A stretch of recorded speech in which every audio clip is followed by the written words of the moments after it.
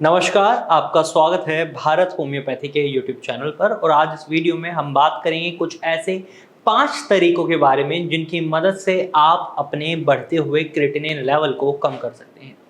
अगर आप भी इस समस्या से परेशान हैं और आपका क्रिएटिनिन लेवल बड़ी तेजी से बढ़ रहा है, तो ऐसे में ये वीडियो आपके लिए बहुत खास है। इस वीडियो को एंड तक देखिएगा।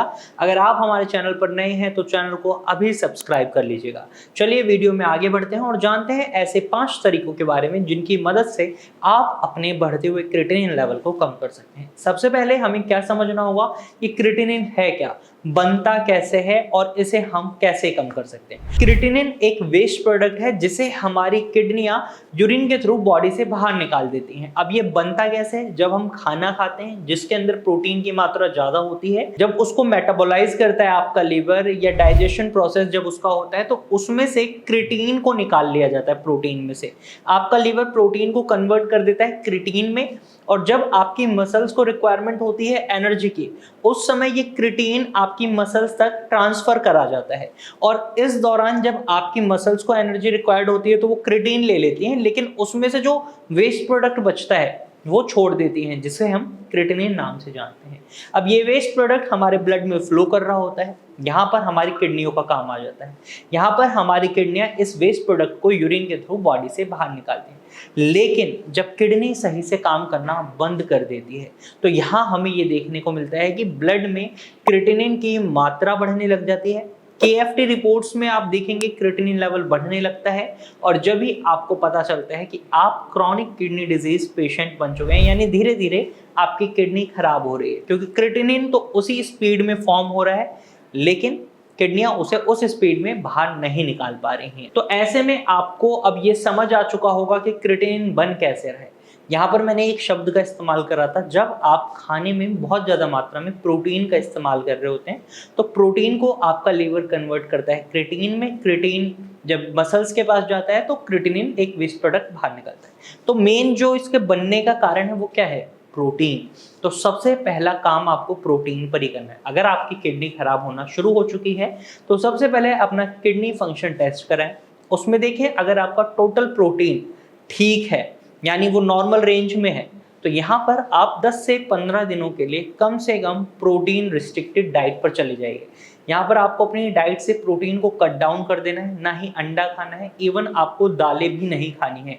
क्योंकि अगर आप ऐसा करते हैं तो आपको जो बढ़ता हुआ क्रिएटिनिन है ना, वो धीरे धीरे कम होगा। रीजन है आपकी किडनी उसी स्पीड से काम कर रही है, लेकिन आपके शरीर में क्रिएटिनिन और ज्यादा फॉर्म नहीं हो रहा। तो जो पुराना क्रिएटिनिन आपके ब्लड में फ्लो कर रहा है उसे आपकी किडनी शरीर से बाहर निकाल देगी और क्रिएटिनिन लेवल धीरे धीरे कम आने लगेगी।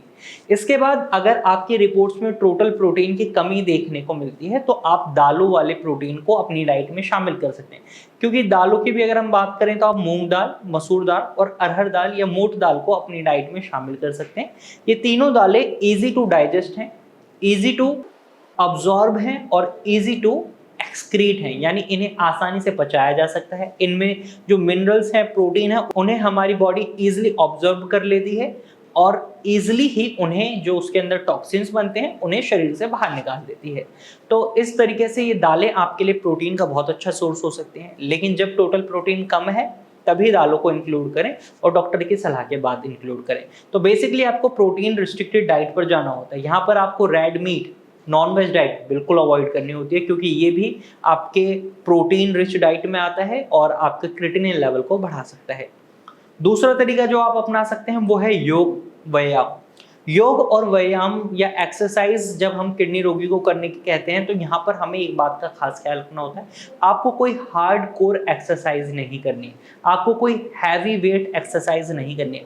क्योंकि अगर आप हैवी वेट या हार्ड कोर एक्सरसाइज करते हैं तो ऐसे में मसल्स में एक्टिविटी होगी, एनर्जी रिक्वायरमेंट होगी, क्रिएटिन आपके मसल्स तक आएगा और ज़्यादा क्रिएटिनिन फॉर्म होगा।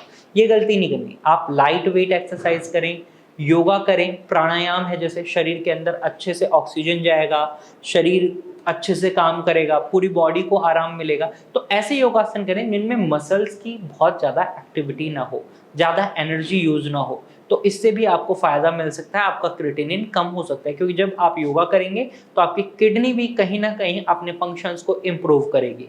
थर्ड तरीका जो आप अपना सकते हैं वो है आपको अपनी डाइट से खट्टे फल खट्टी सब्जियां, सारी चीज़ें हटानी पड़ेंगी। अगर आपका क्रिएटिनिन 2-3 है और आपके ब्लड में एक मेटाबॉलिक एसिडोसिस की सिचुएशन बन रही है, तो ऐसे में खट्टे फल, खट्टी सब्जियां या कोई भी खट्टी चीज़ आपके ब्लड को और ज़्यादा एसिडिक बना सकती है, किडनी को और ज़्यादा डैमेज पहुंचा सकती है। और इस सिनेरियो में भी हमें ये देखने को मिलता है कि आपकी किडनी के फंक्शंस हैम्पर होने लग जाते हैं और ज़्यादा खराब होने लग जाते हैं, क्योंकि ये एसिड शरीर को नुकसान ही पहुंचाएगा, फ़ायदा तो नहीं पहुंचाएगा अगर एक्सेस मात्रा में। तो इस वजह से आपको खट्टे फल और खट्टी सब्जियां खाने के लिए मना करा जाता है। और जब आप ये चीज़ें नहीं खाते तो किडनी को और ज़्यादा डैमेज नहीं पहुंचता, क्रिएटिनिन ऑटोमेटिकली धीरे धीरे कम होने लगता है।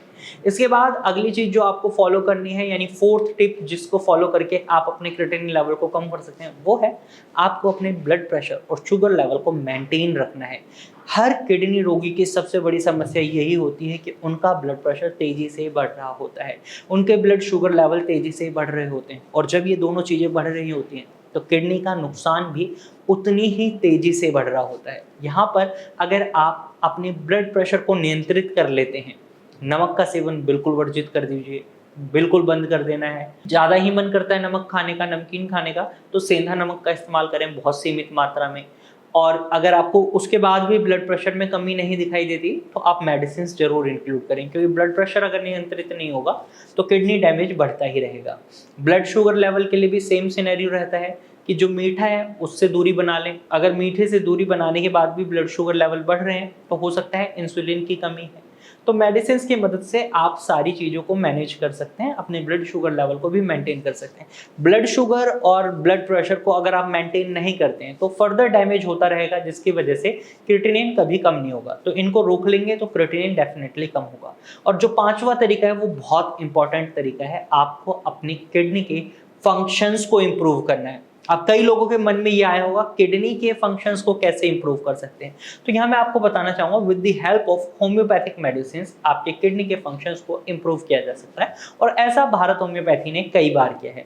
कई लोगों का क्रिएटिनिन बहुत ज़्यादा बढ़ चुका था लेकिन आज वो कम है। उसका रीज़न ही ये है कि भारत होम्योपैथी का जो कस्टमाइज्ड मेडिसिन ट्रीटमेंट है, इसमें हमें ये देखने को मिलता है कि हम पेशेंट के अकॉर्डिंग मेडिसिन बनाते हैं। यानी यहाँ पर आपके रूट कॉज को देखा जाता है, किस वजह से किडनी खराब हुई है, आपको क्या लक्षण दिखाई दे रहे हैं, आपका बिहेवियर कैसा है, उसके अकॉर्डिंग मेडिसिन प्रिस्क्राइब करी जाती हैं, बनाई जाती हैं, कस्टमाइज्ड करी जाती हैं। और जब ये दवाइयाँ पेशेंट खाते हैं रेगुलर बेसिस पर, जैसे डॉक्टर एडवाइस करते हैं, उसके बाद उनमें बहुत अच्छे रिजल्ट्स देखने को मिलते हैं।